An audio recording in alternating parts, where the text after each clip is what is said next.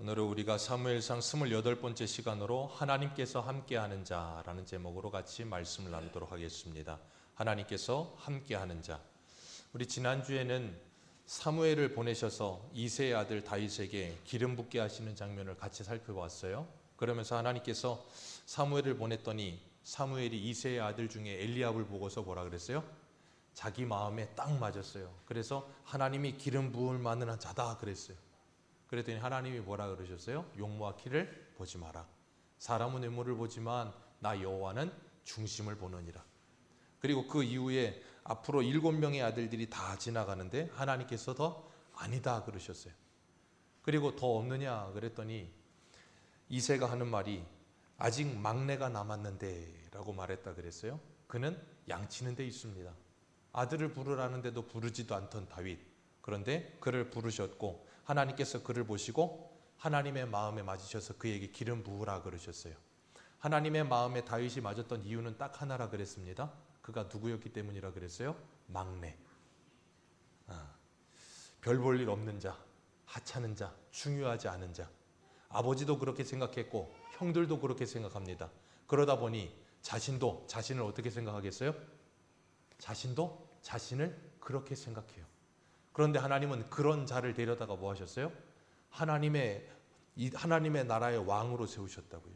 하나님이 일하시는 방법은 항상 그런 모습이라 그랬습니다. 그래서 하나님이 이스라엘을 택하신 이유도, 고린도전서에서 하나님께서 약한 자들을 택하신 이유도 아무 육체도 하나님 앞에 자랑할 것이 없게 하려 하심이라 그랬습니다. 그리고 사도 바울 자신도 자신이 그렇게 연약한 자요 아무것도 아닌 자라는 걸 철저하게 깨닫는 사람이었어요. 그래서 그는 평생을 자신이 죄인 중에 괴수라는 걸 잊어버리지 않는 사람. 다윗도 일평생 자신이 목동이었던 걸 잊지 않는 사람. 그러니까 개구리가 올챙이적을 잊지 않는 삶. 그게 바로 성도의 삶인 줄 믿습니다.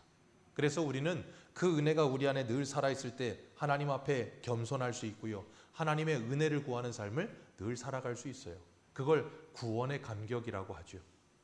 오늘 본문 바로 위에 13절을 보면 우리 13절 다시 한번 읽습니다. 본문 위입니다. 시작. 사무엘이 기름 뿔병을 가져다가 그의 형제 중에서 그에게 크게 감동되니라. 사무엘이 떠나고 라마로 가니라. 아멘. 사무엘이 다윗에게 기름을 부었더니 하나님의 영에 크게 감동되었다 그랬습니다. 우리가 앞에서 사울도 사무엘이 기름 부었을 때 그가 놀라운 변화가 일어나는 걸 봤어요. 하나님의 영에 크게 감동됐고 그가 새 사람이 되었다 그러면서 선지자들과 함께 가면서 예언도 하고 그러면서 사울이 정말 놀라운 경험을 했어요. 그리고 암몬 사람하고 싸워가지고 나하스를 이기기도 하고 큰 전쟁에서 승리도 했습니다. 하나님의 영에 감동되니까 그런 놀라운 역사를 했어요. 하나님께서 하나님의 일을 사용하시기 위해 기름 부은 자들을 사용하셨다 그랬습니다. 그렇게 사울을 기름 부어 하나님의 일에 사용하셨는데 문제는 사울이 그렇게 잘 하다가 그 암몬과 전쟁에서 끝나고 난 이후로부터 사울이 삐딱선을 타기 시작했어요. 그러면서 사무엘이 사울에게 뭐라고 표현했냐면 왕이 하나님의 말씀을 버렸으므로 라고 표현했어요. 사무엘이 하나님의 말씀을 사울에게 계속해서 전하는데 사울은 하나님의 말씀을 뭐합니까? 버립니다. 그래서 아말렉을 치라고 할 때도 순종은 하는데 어떻게 순종해요? 자기 입맛에 맞게. 자기 생각대로 부분적으로 순종해요. 그걸 불순종이라고 이야기했어요. 그러니까 내가 내 마음에 내키면 순종하고 내키지 않으면 순종하지 않고 그건 그 말씀을 주시는 분보다 누가 높다는 생각인 거예요. 이미 내가 높다는 생각인 거예요. 그렇기 때문에 하나님을 믿을 수도 없고 하나님의 말씀을 버리고 하나님을 버리는 삶을 살고 하나님의 통치와 하나님의 지배를 거부하는 삶을 사는 거예요. 여러분 그거 기억하십시오. 그게 바로 하나님의 영을 거부하는 거예요. 하나님의 영을 거부하는 거예요. 그래서 14절 말씀 한번 읽어볼까요? 14절입니다. 시작.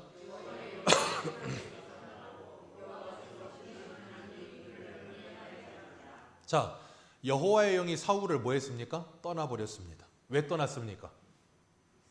떠난 이유는 딱 하나입니다. 누가 거부했어요?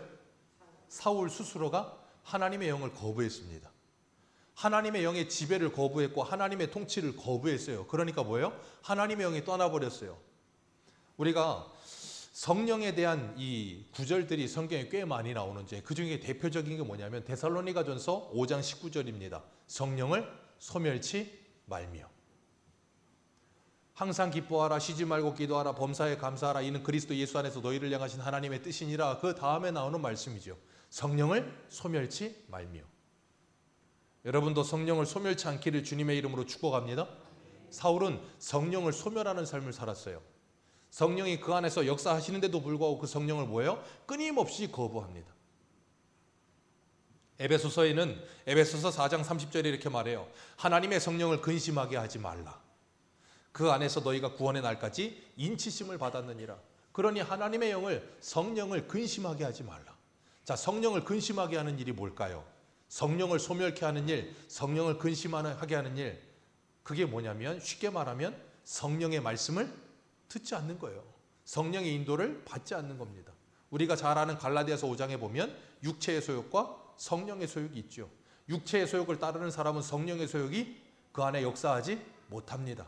그리고 성령의 소욕을 따르는 사람은 육체의 소욕이 그 안에 역사하지 못합니다. 그렇기 때문에 바울은 로마서 6장에도 그러잖아요. 너희의 몸을 의의 병기로 하나님께 드려라. 죄의 병기로 너희들을 죄에게 주지 말고 너희 몸을 의의 병기로 하나님께 드려라 그랬단 말이에요. 그러니까 우리는 끊임없이 우리의 몸을 하나님께 드리기 위해, 우리의 삶을 하나님께 드리기 위해 뭐 해야 돼요? 주님의 말씀에 순종하는 삶을 살아야 되는 거예요. 그래서 제가 늘 말씀드리죠. 하나님의 나라는 어디 있다고요? 너희 안에 있느니라. 우리 안에 하나님의 나라가 있음을 어떻게 확인해요? 나라의 3대 요소가 있잖아요. 우리 청년들, 나라의 3대 요소가 뭐예요? 국민, 영토. 네, 사회 안 배웠어요? 주권. 국민, 영토, 주권이 있어야 나라잖아요. 우리나라가 일제치하에서 뭘 빼앗겼어요? 주권. 주권을 뺏기니까 국민과 땅이 있어도 나라를 잃었다 그러잖아요. 그런 것처럼 우리가 하나님의 나라라고 하는 것은 통치적인 개념이에요. 하나님이 우리를 통치하고 계시면 그것은 하나님의 나라입니다. 그런데 하나님의 통치가 이루어지지 않으면 그것은 하나님의 나라가 아니에요. 그러니까 사울은 성령을 거부한다는 것, 곧 다시 말해 그 안에 하나님의 나라가 존재하지 않는다는 거예요. 그렇기 때문에 내가 무엇에 따라서 내 삶이 사라지고 있는가를 생각해 보셔야 돼요. 성령에 이끌리는 삶인가? 아니면 내 힘으로 사는 삶인가? 우리의 힘으로 삶을 살면 인생이 참 고달파집니다. 내 힘으로 살 수 있을까요? 없을까요? 살 수 있습니다. 그리고 잘 살 수 있습니다. 우리가 아브라함 보면 알 수 있잖아요. 아브라함이 하나님이 자식을 주시겠다고 하는데도 하나님이 힘드셔서 아브라함까지 신경을 못 쓰니까 참 친절하게도 하나님을 위해 아브라함이 애굽에서 데리고 나온 여종을 통해서 하갈을 통해서 누구를 낳아요? 이스마엘을 낳잖아요. 자, 하나님이 아브라함이 이스마엘을 낳는 걸 그냥 놔두신다고요. 잘 삽니다. 우리도 하나님의 통치 없이도 잘 살 수 있습니다. 그런데 하나님의 통치 없이 살아가는 인생은 끊임없이 고통과 괴로움이 계속해서 찾아오게 돼 있어요. 왜냐하면 하나님의 인치심과 하나님의 은혜가 그리고 하나님이 우리에게 주시는 기쁨과 평안이 없기 때문에 그 마음에 늘 괴로움과 고통이 있어요. 그걸 오늘 본문 14절에서는 번뇌라고 표현을 했어요. 번뇌하는 사람이 끊임없이 찾아옵니다. 그렇기 때문에 우리가 성령을 소멸하며 성령을 근심케 하는 일을 하지 말아야 되는 거예요. 그리고 성령에 대해서 또 한 가지 말씀이 나오는 부분이 있어요. 그게 뭐냐면 누가복음 12장 10절입니다. 누구든지 말로 인자를 거역하면 사하심을 받으려니와 성령을 모독하는 자는 사하심을 받지 못하리라. 아멘. 우리는 이걸 흔히 성령 회방죄라고 부르죠. 자, 하나님께서 유일하게 용서하지 않으시는 죄가 있습니다. 성령 회방죄입니다. 자, 성령 회방죄가 뭡니까? 새소망교회를 다니시는 분들에게는 제가 질문을 드려요. 성령 회방죄가 뭡니까? 하나님이 유일하게 용서하지 않는 죄.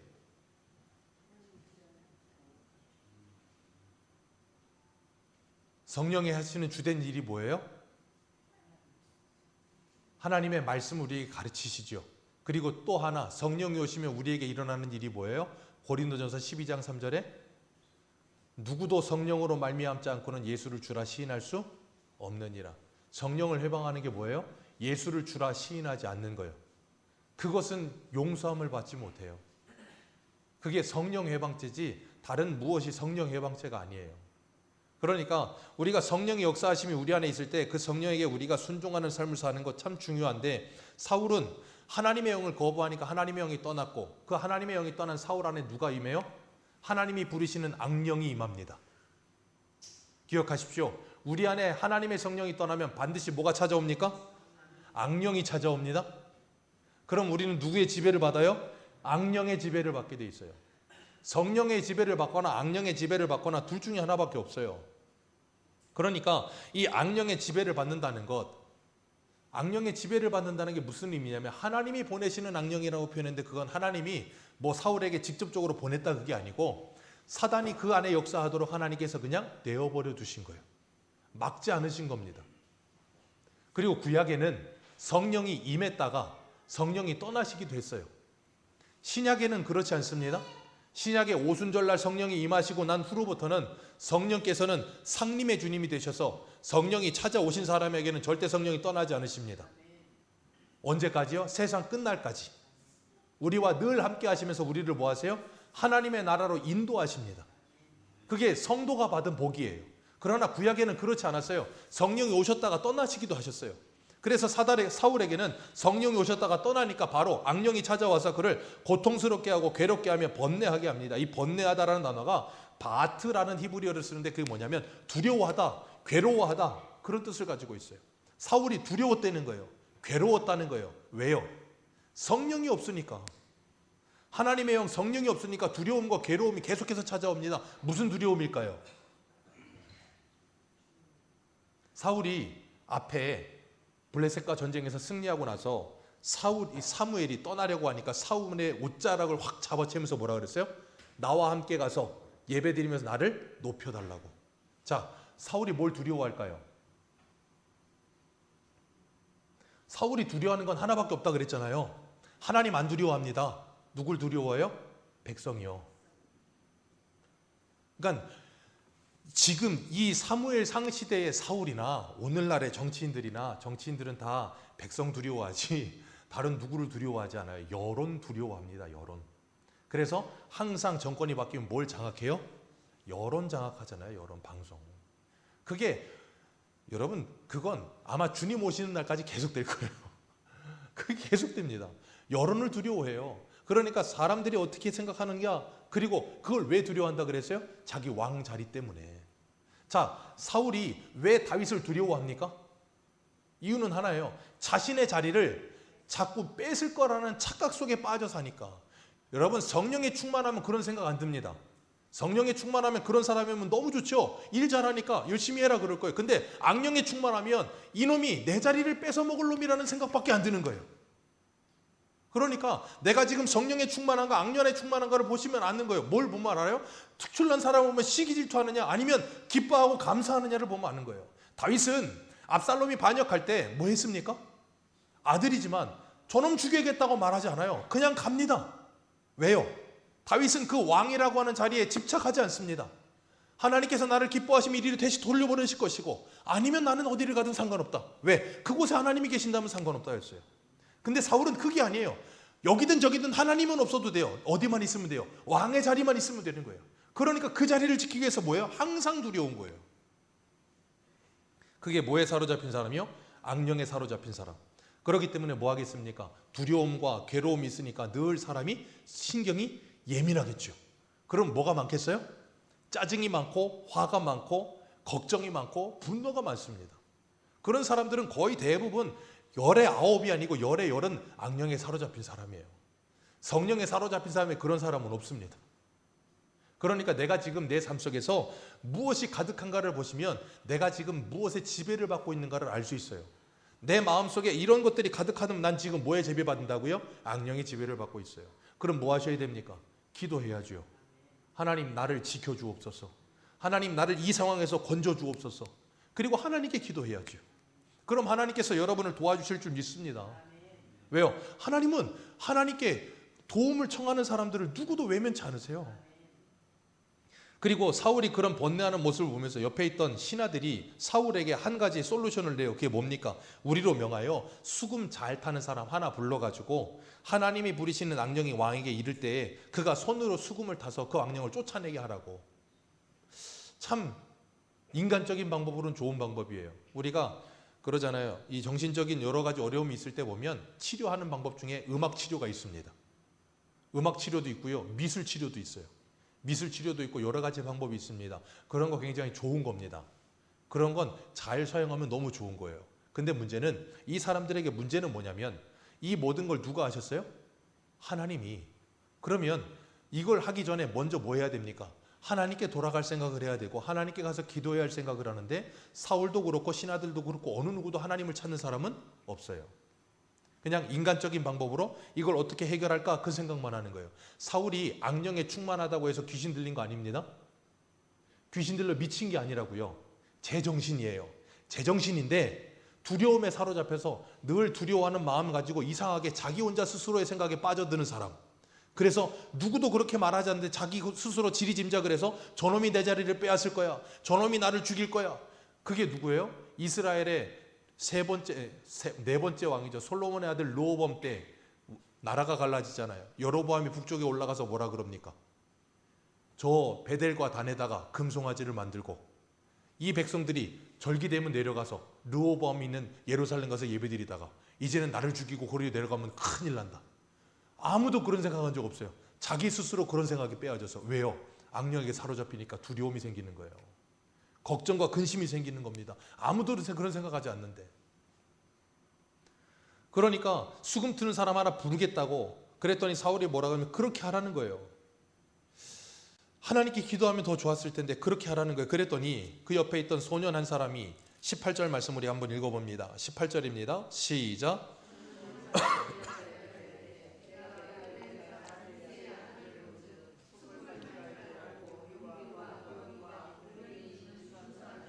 여호와께서 그와 함께 하시더이다 하더라. 아멘.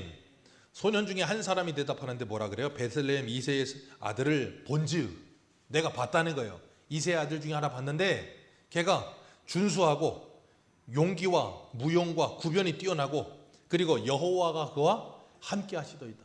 자, 여호와가 다윗과 함께 하시는 걸 사울 옆에 있던 소년이 뭐 했다고요?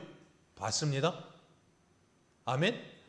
여러분, 하나님이 함께 하시는 사람은 주변의 사람들이 그걸 봅니다. 저 하나님 함께 하시는 사람은 주변의 사람들이 그걸 봐요. 우리 한 군데 한번 보겠습니다. 창세기 39장 가보세요. 창세기 39장 3절입니다.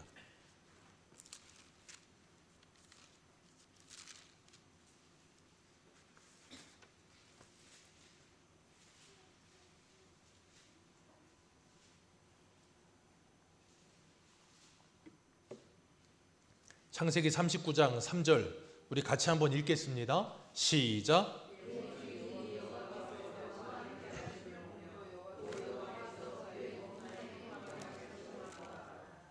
자, 지금 누가 보았대요? 보디발이요. 보디발이 뭘 봤어요? 요셉과 함께 하시는 하나님을 보디발이 봤대요. 보디발이 하나님 믿습니까? 안 믿습니까? 안 믿어요. 근데 보디발이 봐도 요셉이 하나님이 함께 하시는 게 보였다는 거예요. 우리 한 군데만 더 봅니다. 창세기 앞으로 조금만 더 가셔서 26장. 창세기 26장 38절.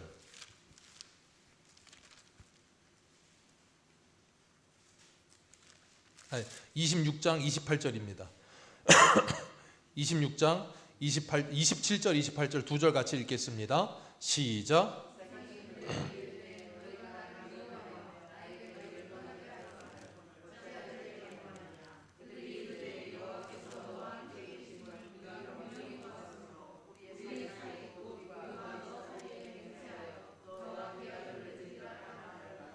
자, 여기 그라랑 아비멜렉이 와가지고 이삭에게 한 말이에요.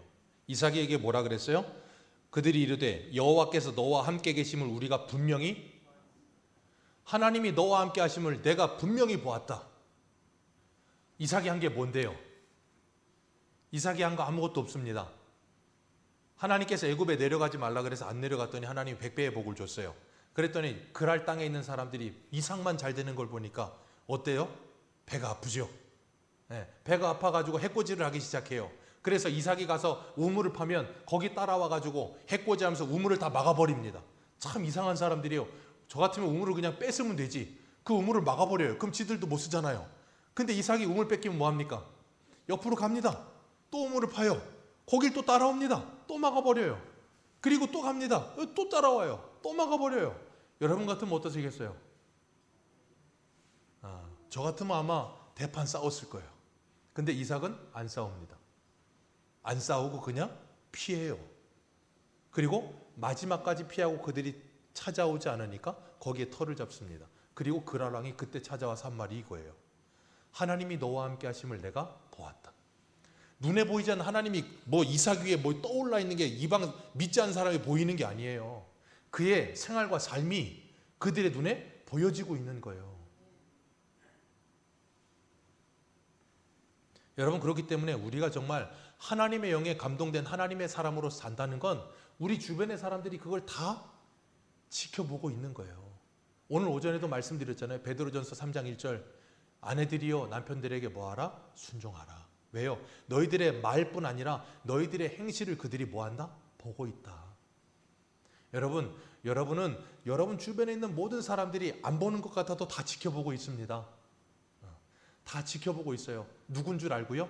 예수 믿는 사람인 줄 알고. 그렇기 때문에 여러분이 여러분의 삶을 통해서 주님이 나와 함께 하심을 그들에게 보여줄 수 있어야 돼요. 그래서 우리가 사도행전 하면서 이 바나바가 예루살렘에서 안디옥에 파송을 했어요. 가봐라, 예수 믿는 사람들 있다더라. 바나바가 거기 가서 보니까 뭐 했다고요? 안디옥에 하나님의 은혜를 보았다 그랬잖아요. 하나님의 은혜는 보이는 거고요. 하나님이 함께 하심도 보이는 거예요. 어떻게 해요? 그 삶과 생활을 통해 보여요. 반드시. 다윗을 보세요. 다윗이 총리로 있을 때, 바벨론의 총리로 있을 때 누구도 다윗을 못 건드려. 어떻게 털어서 먼지가 안 나오는 사람이 다니엘이었어. 죄송합니다. 다니엘이었어. 털어서 먼지가 안 나와. 그러니까 나중에는 어떻게 합니까? 저놈을 잡으려면 하나님을 걸고 넘어지기 전에 못 잡는다. 그러니까 왕에게 조서를 내리게 해서 한 달 동안 어떤 신도 못 섬기게 하자. 한 달만 참으면 됩니다. 근데 다니엘이 그 조서에 어인이 찍힌 걸 알고 그 즉시로 집에 가서 뭐 했어요? 예루살렘을 향해 창을 열고 거기서 기도해요. 그러다 잡혀가는 거예요. 그걸 누가 봐요? 믿지 않는 사람들이 다 지켜봅니다. 그리고 다니엘이 그 때문에 사자굴에 들어갔다가 하나님께서 사자 입을 막으신 것도 누가 봐요? 다 봅니다. 누구도 봅니까? 느부갓네살 왕도 봐요. 여러분, 아닌 것 같아도 다 지켜본다니까요.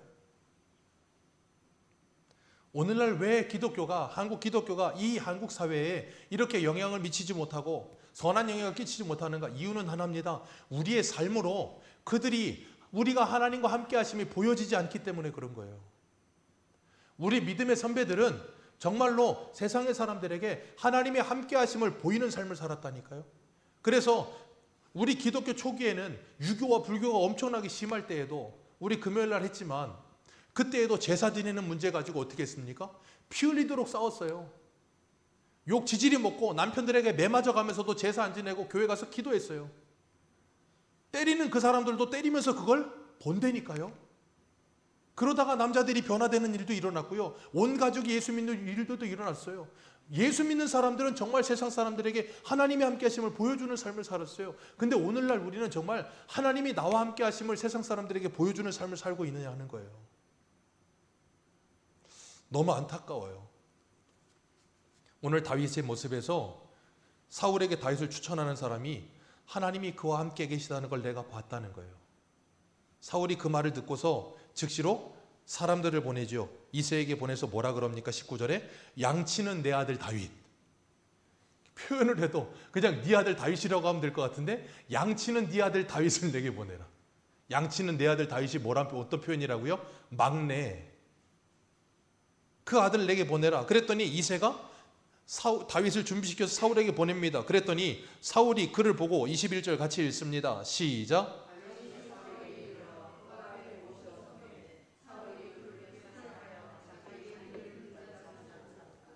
크게 사랑하여 자기 무기 드는 자 삼았대요. 여러분, 이 당시에는요, 무기 드는 자가 된다는 건 왕의 측근입니다.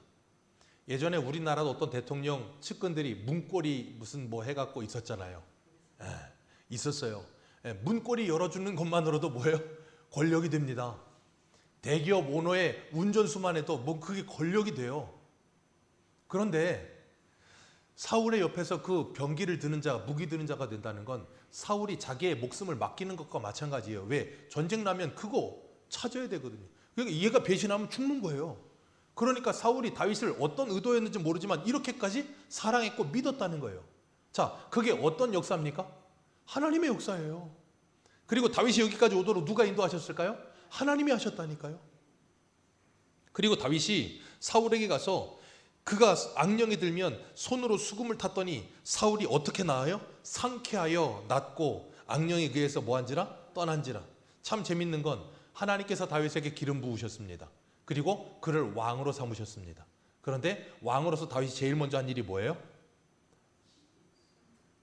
왕이 된 하나님은 인정했지만 이스라엘 백성은 인정하지 않았고 어느 누구도 몰라요. 사무엘과 다윗만 합니다. 그런데 하나님이 직접 기름 부어 하나님의 영이 충만한 그 다윗이 가장 먼저 하나님께 명령받은 이스라엘의 왕으로서 제일 먼저 명령받은 그 일이 뭐예요? 악령 들린 사울을 섬기는 거예요. 굉장히 이상하지 않습니까?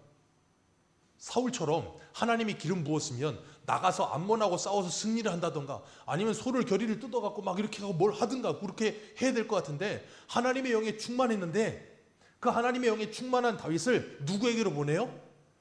악령 들린 사울에게 보낸다니까요. 그리고 그 악령 들린 사울을 섬기라고 하신다니까요. 그러면서 거기서 다윗이 사울 밑에서 십수년을 보내요. 그러면서 누구를 섬겨요? 악령 들린 사울을 섬깁니다. 우리가 사무엘상 앞쪽에서 봤을 때 처음에 사무엘이 태어났을 때 한나가 사무엘을 자기 품에 키우다가 어디에다 갖다 놔요? 하나님의 성전에다가 엘리제상에게 맡기죠. 엘리제상, 홈리와 비나스 그 아들들, 하나님을 알지 않는 그 아들들, 불량한 아들들, 엘리도 눈이 어두워서 이제 하나님의 뜻을 못 알아먹는 그 엘리 아들, 엘리와 그 아들들 밑에서 누가 자라요? 사무엘이 자라요. 사울 밑에서 누가 자라요? 다윗이 자라요. 참 아이러니한 것 같지만 하나님은 하나님의 사람들을 그렇게 보내셔서 하나님의 일을 하게 하신다는 걸 기억하시길 바라요. 이 땅에 우리를 구원하러 오신 예수 그리스도께서 이 땅에 무슨 왕으로 오셨어요? 겸손의 왕이요 섬김의 왕으로 오셨습니다. 이 땅에 악령 들려서 자기들이 왕인 줄 알고 사는 사람들을 섬기시러 하러 예수님이 이 땅에 오신 거예요. 그 예수님은 성령의 충만함을 받은 우리들을 어디로 보내신다고요? 저 세상으로 보내신다고요. 무엇이 충만한 자들? 악령이 충만하여 자기가 왕인 줄 아는 자들, 그들에게 보내셔서 우리들로 하여금 뭐 하라냐면 그들을 회복시키는 일을 감당하라는 거예요. 그게 오늘 오전에 하나님이 보내신 자예요.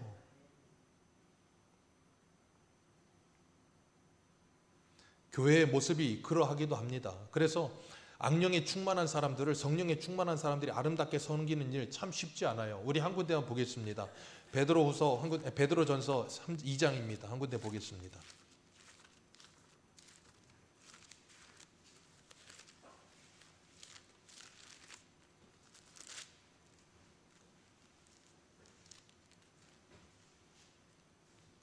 베드로전서 2장 18절.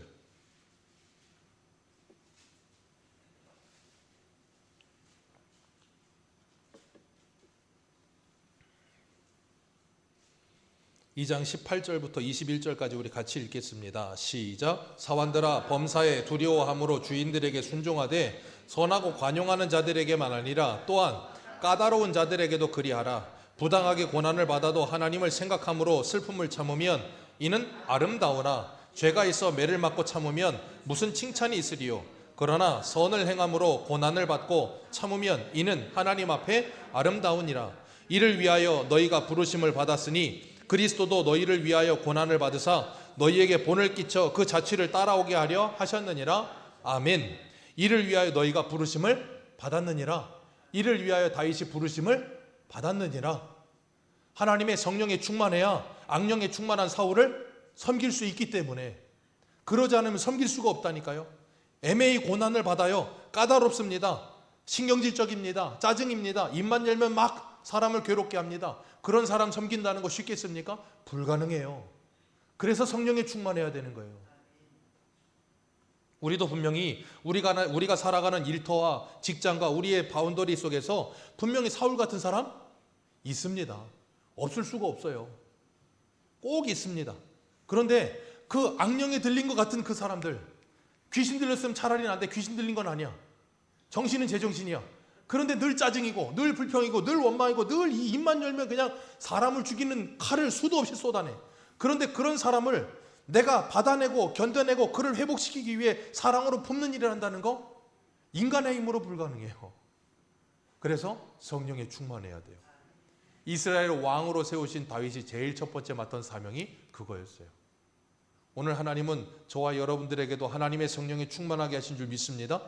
그리고 하나님의 성령에 충만한 우리들에게 뭐 하라 그러세요? 가라 그러시는 거예요. 우리를 부르셔서 하나님의 성령으로 충만케 하셔서 가라 그러세요. 오늘 오전에 흑암 속에 있는 사람들, 혼돈 속에 있는 사람들, 공허함 속에 있는 사람들, 그들에게로 가서 뭐 하라는 거예요? 그들의 모든 공허함을 무엇으로? 빛으로 채워주어라. 그래서 그들이 거기에서 회복될 수 있도록 어떻게? 상쾌하게 회복될 수 있도록 그들을 섬겨주어라.